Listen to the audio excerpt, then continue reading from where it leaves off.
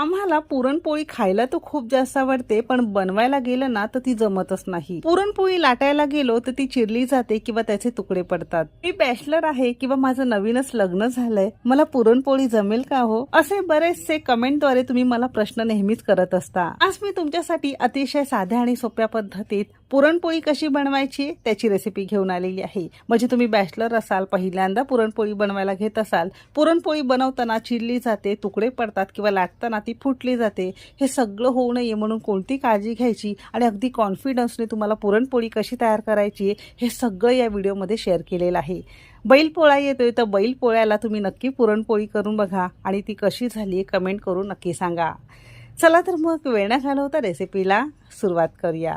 पुरणपोळीसाठी पुरण कसं बनवायचं याआधी बऱ्याचदा रेसिपी तुमच्यासोबत शेअर केलेली होती. जरी पहिल्यांदा बघत असाल तर पुन्हा तुमच्यासाठी मी शेअर करणार आहे. कुकरमध्ये इथे आपण